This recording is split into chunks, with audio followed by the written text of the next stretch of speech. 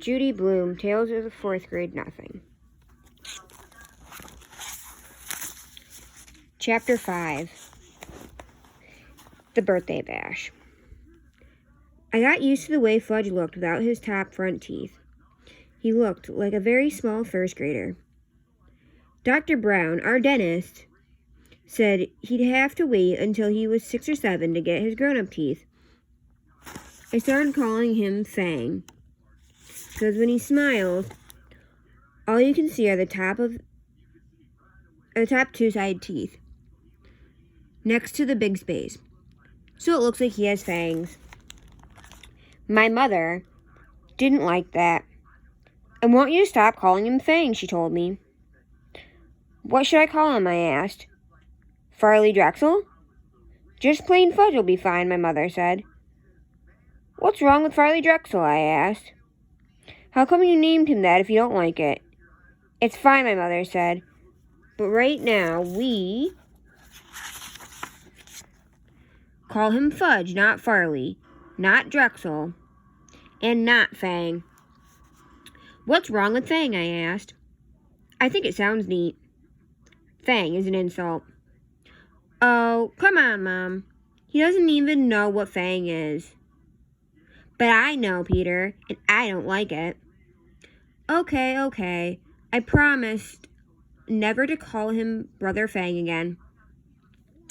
But secretly, whenever I look to him, I think it. My brother, Fang Hatcher. Nobody can stop me from thinking. My mind is my own. Fudge is going to be 3 years old. My mother said he should have a birthday party with some of his friends. He plays with 3 other little kids who live in our building. There's Genie, Ralph, and Sam. My mother invited them to Fudge's party. Grandma said she'd come over to help. My father couldn't make it. He had a Saturday business appointment. I wanted to go to Jimmy Fargo's, but my mother said she needed me to supervise the games. The kids were invited from 1 until 2:30. That's only an hour and a half, my mother reminded me. That's not so bad, is it, Peter? I don't know yet, I told her. Ask me later. The kitchen table was set up for the party. The cloth and napkins and paper plates and cups all matched. They had pictures of Superman on them. Right before party time, Grandma tried to change Fudge into his new suit. But he screamed his head off about it. No suit, no. My mother tried to reason with him. It's your birthday, Fudgy. All your friends are coming. You want to look like a big boy, don't you? When she was talking to him, she managed to get him into his shirt and pants. But he wouldn't let her put on his shoes. He kicked and carried on until my mother and grandmother were both black and blue. Finally, they decided as long as he was in his suit, his feet didn't matter. So he wore his old bedroom slippers. Ralph arrived first. He's really fat. And he isn't even 4 years old. He doesn't even say much either. He grunts and grabs a lot, though. Usually, his mouth is stuffed full of something. So the first thing Ralph did was wander into the kitchen. He looked around for something to eat. But Grandma was guarding the place. She kept telling him no, must wait until the other children come. Genie arrived next. She was wearing little white gloves and party shoes. She even carried a pocketbook. Besides that, she had on dirty jeans and an old sweater. Her mother apologized for her clothes, but said she couldn't do anything with Genie lately, especially since she had taken to biting. What does she bite? I asked, thinking about furniture or toys or stuff like that. She bites people, Genie's mother said. But you don't have to worry about it, unless her teeth go through the skin. Otherwise, it's perfectly safe. I thought, poor old Fudge. He can't even bite back, since he hasn't got any top front teeth. I looked at Genie. She seemed so innocent. It was hard to believe she was a vampire. Sam came last. He carried a big present for Fudge, but was crying. It's just a stage he's going through, his mother explained. Everything scares him, especially birthday parties. But he'll be fine. Won't you, Sam? Sam grabbed onto his mother's leg and screamed, "Take me home! Take me home!" Somehow, Sam's mother untangled herself from Sam's grip and left. So at 5 after 1, we were ready to begin. We had an eater, a biter, and a crier. I thought that 2:30 would never come. I also thought my mother was slightly crazy for dreaming up the party in the first place. Doesn't Fudge have any normal friends? I whispered. There's nothing wrong with Fudge's friends, my mother whispered back. All small children are like that. Grandma got them seated around the kitchen table. She put a party hat on each of the kids' heads. Sam screamed, "Get it off! Get it off!" But the others wore their hats and didn't complain. My mother snapped a picture of them with her new camera. Then, Grandma turned off the lights, and my mother lit the candles on Fudge's cake. It had chocolate frosting and big yellow roses. I led the singing of Happy Birthday. My mother carried the cake across the kitchen to the party table and set it down in front of Fudge. Sam cried, "Too dark, too dark." So Grandma had to turn on the kitchen lights before Fudge blew out the candles. When he finished blowing, he reached out and grabbed a rose off his cake. He shoved it into his mouth. "Oh, Fudge," my mother said, "look what you did." But Grandma said, "It's his birthday. He can do whatever he wants." So Fudge reached over and grabbed a second rose. I guess Fat Ralph couldn't stand seeing Fudge eat those yellow roses because he grabbed one too. By that time, the cake looked pretty messy. My mother, finally coming to her senses, took the cake away and sliced it up. Each kid got a Dixie cup, a small piece of cake, and some milk. But Genie hollered, "Where's my rose? Want one too?" Because her slice of birthday cake didn't happen to have one. My mother explained that the roses were only decoration and there weren't enough to go around. Genie seemed to accept that. But when Grandma stood over her to help open her Dixie, Jenny bit her on the hand. "She bit me," Grandma cried. "Did she break skin?" my mother asked. "No, I don't think so," Grandma said, checking. "Good. There's nothing to worry about," my mother told her. Grandma went into the bathroom and put some medicine on it anyways. She wasn't taking any chances. Ralph was the first one to finish his food. "More, more, more," he sang, holding up his empty plate. "I don't think you should give him any more," I whispered to my mother. "Look how fat he is now." "Oh, Peter, this is a party. Let him eat whatever he wants." "Okay," I said. "Why should I care how fat he is?" Yes. My mother served Ralph a second piece of cake. He threw up right after he finished it. Me and Grandma took the kids in the living room while my mother cleaned up the mess. Grandma told Fudge he could open his presents while his friends watched. Genie brought him a musical jack-in-the-box. When you turn the handle around, it plays "Pop Goes the Weasel." When you reach the part of the song about Pop, the top opens, and a funny clown jump up. Fudge loved it. He clapped his hands and laughed and laughed. But Sam started to scream, "No, no more! Take it away!" He hid his face in his hands and wouldn't look up until Grandma promised to put the Jack-in-the-Box in the other room. Fudge opened Ralph's present next.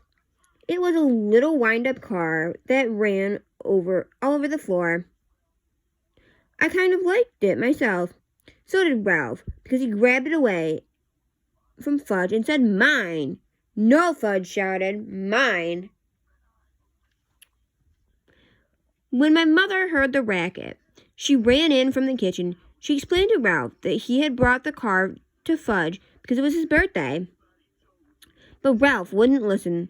I guess my mother was afraid he might throw up again, and this time on the living room rug.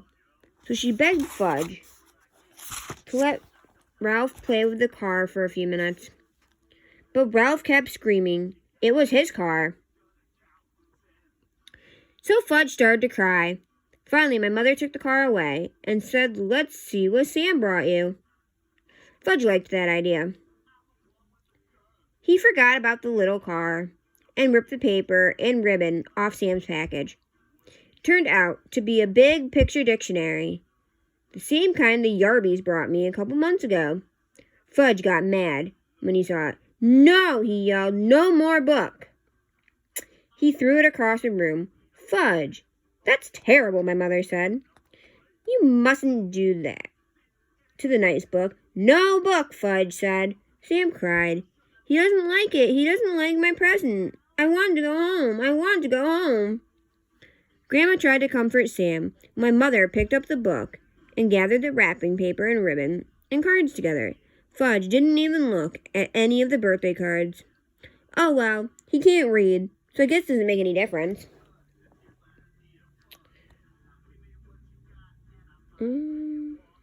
"Peter," my mother said, "let's start the games now. Quick." I checked the time. I hoped the party was almost over, but no, it was only 1:30. Still an hour to go. I went into my room, where I had blown up all of the last of balloons. My mother had the party book, and it says, 3-year-olds like to dance around with balloons. When I got back to the living room, Mom started the record player, and I handed each kid a balloon, but they just stood there and looked at me. I thought, either this guy who wrote that party book is crazy, or I am. "Show them how, Peter," my mother said. "Take a balloon and demonstrate." I feel like one of the world's greatest living fools dancing around with a balloon. But it worked. As soon as the kids saw me doing it, they started dancing too. And the more they danced, the more they liked it, until Genie's balloon popped.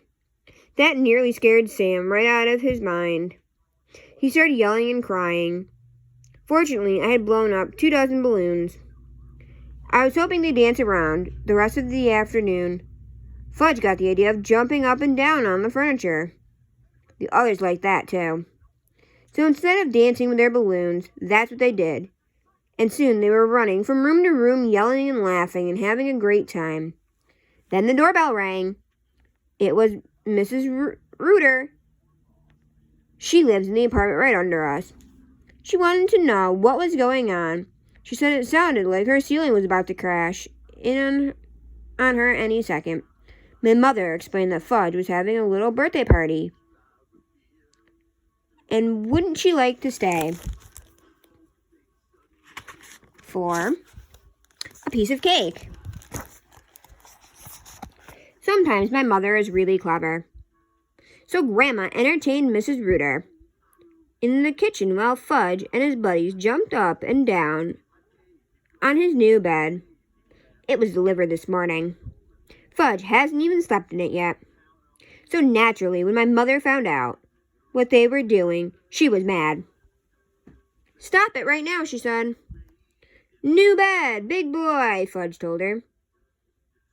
Was he proud?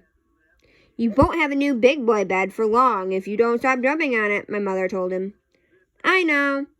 Let's all sit down on the floor and hear a nice story. My mother selected a picture book from Fudge's bookshelf. I heard that one, Genie said when she saw the cover. All right, my mother told her. Let's hear this one. She held up another book. I heard that one too, Genie said. I think my mother was starting to lose her patience. But she chose a third book and said, We'll all enjoy this one, even if we know it by heart. And if we do know it by heart, well, we can say it together. That's just what Genie did. When my mother skipped a page by mistake, Genie was right there to remind her. If you ask me, my mother felt like biting Genie by that time. When the story was over, it was 2 o'clock, and Ralph was sound asleep on the floor. My mother told me to put him up on Fudge's new bed, while she took the rest of the children back to the living room. I tried and tried, but I couldn't lift Ralph. He must weigh a ton. So I left him sleeping on Fudge's floor and closed the door so he wouldn't hear any noise. On my way back to the living room, I wished the others would fall asleep too. Peter, my mother suggested, why don't you show them Dribble? Mom, Dribble's my pet. You don't go around using a pet to entertain a bunch of little kids. Didn't my mother know that? Please, Peter, my mother said. We've still got half an hour left, and I don't know what to do with them anymore. Dribble, Fudge hollered, dribble, dribble, dribble. I guess Sam and Genie liked the way that sounded, because they started to shout, dribble, dribble, dribble, even though they didn't know what they were talking about. Oh, all right, I said. I'll show you Dribble. But you've got to promise to be very quiet.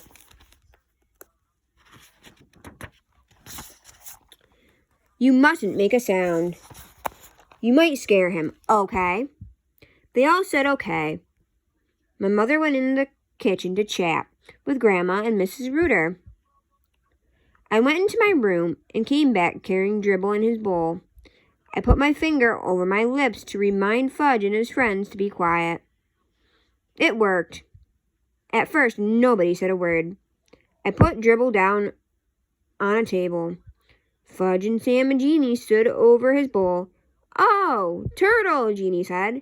Yes, Dribble's a turtle. My turtle, I said in a soft voice. See? See, Fudge whispered. They can all see, I told Fudge. Nice turtle, Sam said. I wonder why he wasn't afraid this time. What does Dribble do? Genie asked. Do? He doesn't do anything special, I said. He's a turtle. He does turtle things. Like what? Genie asked. What was with this kid anyway? Well, I said. He swims around a little, and he sleeps on his rock, and he eats. Does he make? Genie asked. Make? I said. Make a tinkle. Oh, that. Well, sure, I guess so. Genie laughed. So did Sam and Fudge. I make tinkles too. Wanna see? Genie asked. No, I said. See? See? Fudge laughed, pointing at Genie. Genie had a big smile on her face. Next thing I knew, there was a puddle on the rug. Mom, I hollered. Come quick. Mother dashed in from the kitchen. What, Peter? What is it? Just look at what Genie did, I said. What is that? My mother asked, eyeing the puddle. She made it on the floor, I said. And on purpose. Oh, Genie, my mother cried. You didn't. Did too, Genie said. That was very naughty, my mother told her. You come with me. She scooped up Genie and carried her into the bathroom. After that, Mom mopped up the puddle. Finally, the doorbell rang. It was 2:30. The party was over. I could hardly believe it. I was beginning to think it would never end. First, Ralph's mother came. She had to wake him up to get him out of the apartment. I guess even she couldn't carry him. Next, Genie's mother came. Mom, gave Genie's wet pants in a baggie. That was all she had to do. Genie's mother was plenty embarrassed. Sam's mother came last, but he didn't want to go home. Now that he was used to us, I guess he liked it. He cried, "More party, more!" Another time, his mother said, dragging him out of our apartment by his arm. Mother flopped down in a chair. Grandma brought her 2 aspirin and a glass of water. "Here, dear," she said. "Maybe these will help." My mother swallowed the pills. She held her head. 3 is kind of young for a party, I told my mother. "Peter Warner Hatcher," my mother began. "Yes?" I asked. "You are absolutely right." I flopped down next to my mother. She put her arm around me. Then we both watched Fudge work his new jack-in-the-box.